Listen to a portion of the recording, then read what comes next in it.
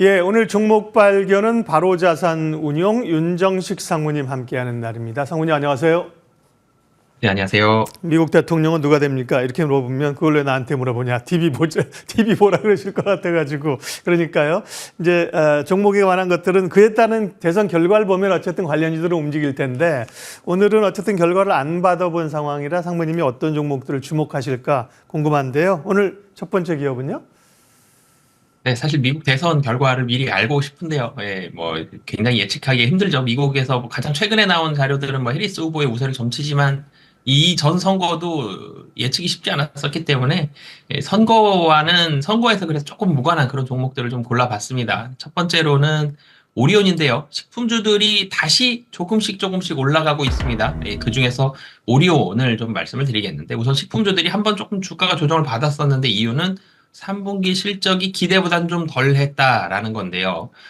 개인적으로 오리온을 좀 말씀을 드리는 건 수출하는 이 식품주들은 미국 시장이 계속적으로 열려 있고 계속적으로 좀 성장할 거다라고 보여지는 사실 부분들이 좀 있고 오리온 같은 경우는 이번에 발목을 잡았던 게 오리온은 사실 주가가 다른 식품주들보다는 상방으로 좀 올라간 기울기가 좀 완만했죠. 그 이유를 살펴보면 성장률이 좀 더딜 것이다라는 부분이었습니다. 이 오리온이 왜 성장이 더뎠냐라는 부분을 보면 한국 부분은 기저 효과를 사실 보고 싶은데 기저 효과가 아니라 이전 그러니까 베이스 효과 상당히 베이스가 높다 그러죠. 이런 표현을 쓰는데 이전에도 실적이 상당히 좋았기 때문에 이걸 넘어서기에는 거의 쉽지 않은 상황. 한국은 오리온이 낼 수 있는 거의 최대치를 계속적으로 좀 내고 있는 상황이고 중국의 기대감이 좀 있었는데 중국 회복이 생각보단 좀 부진했다라는 점.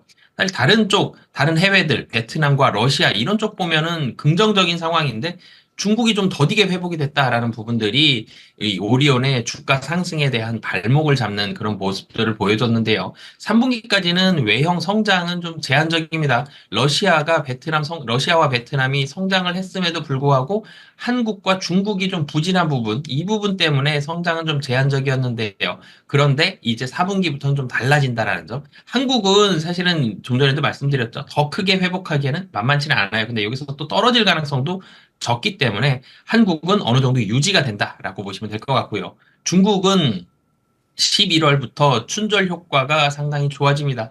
춘절되면 무조건 소비는 늘어나기 때문에 오리온에도 수혜가 될 가능성이 상당히 높다라는 점. 그리고 중국 경기 부양, 전방위적으로 이제 경기 부양책이 나오죠. 중국에서는 성장률을 끌어올려야 된다라는 거의 사실 압박감이 들겠죠. 그래서 이런 부분들이 있기 때문에 중국 경기 부양에 대해서도 오리온은 좀 기대를 해볼 만하다라고 보시면 되겠고요. 그리고 베트남과 러시아, 베트남 같은 경우 3분기 성장률이 4%대 중반 정도 나왔습니다.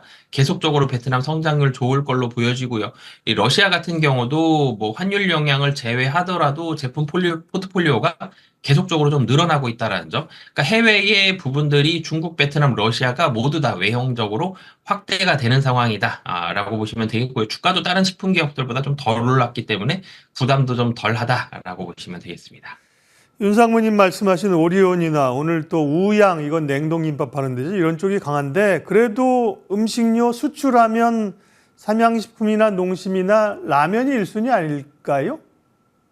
네, 사실 네. 개인적으로는 삼양식품과 농심도 긍정적으로 보고 있는데요. 특히 농심 같은 경우는 이 미국 회복이 좀 더뎠습니다. 미국 성장이 굉장히 좀 가파를 것으로 보여졌는데 미국 성장 속도가 좀 더뎠는데 성장 속도가 좀 떨어졌다라는 거지 미국은 계속적으로 좀 성장을 하고 있기 때문에 특히 미국으로 수출하는 라면 업체들 이 지금 자리도 충분히 좀 긍정적이고 농심 같은 경우는 좀 많이 떨어져 있기 때문에 예. 뭐 업사이드도 상당히 좀 좋을 가능성이 높다라고 보여집니다. 네, 음식료 업체들 오늘은 오리온을 말씀하셨고요. 다음 또 주목해 볼 기업은요?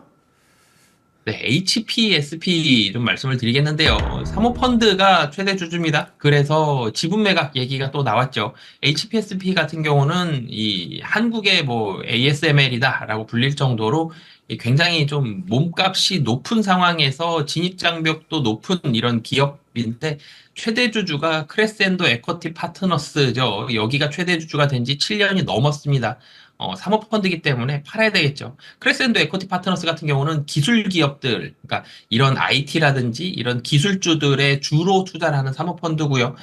HPSP도 이전 대비해서 뭐 70배 이상 매출액이 늘어나는 굉장히 좋은 모습을 보여줬는데 시가총액이 굉장히 큽니다. 30조고요. 크레센도 에코티 파트너스의 지분율 40% 정도인데 그러면 지분 가치가 1조 2천억이죠. 지금 기준으로 따지면. 근데 약 한 2조 원대 정도의 이 매각가가 예상이 되고 있기 때문에 그러면 좀 더 좋아지는 거 아니냐라는 그런 부분들이 있고 매수자 사실 금액이 좀 큽니다. 그렇기 때문에 SI와 FI가 동시에 들어올 수도 있고요. 아니면 좀 더 큰 대기업이 살 수도 있는데 어찌됐든 지금 자리보다는 프리미엄 7, 80%를 받고 팔 가능성이 높다라는 점. 그리고 HBM 분위기가 계속 좋죠. 어젯밤에도 엔비디아가 올랐는데 반도체는 뭐 금년 4분기는 조금 부진할 수도 있겠습니다만 내년도와 내후년도 HBM, AI 계속적으로 좋다라는 그런 기대감들이 있기 때문에 지금 삼성전자와 SK 하이닉스도 다 HPSP 장비를 쓰고 있다는 점 이런 부분들에 있어서의 관심도를 상당히 좀 관심을 많이 받고 있는 그런 상황이기 때문에 뭐 지분 매각이 뭐 굉장히 큰 악재다라기보다는 지분 매각에 대해서 이슈를 받을 때마다 오늘처럼 주가는 계속적으로 좀 상승할 가능성이 좀 높은 상황이다라고 보여집니다. 한 두 달 됐나요? 그때 지분 매각한다고 얘기 나올 때 주가가 급락했었거든요. 이제 지금은 지분 매각 얘기가 호재로 물론 이제 EST하고의 분쟁도 해결됐고 그때는 틀리고 지금은 맞다. 주가 반응이 참 그때 다르게 해석되기 때문에 어려웠습니다.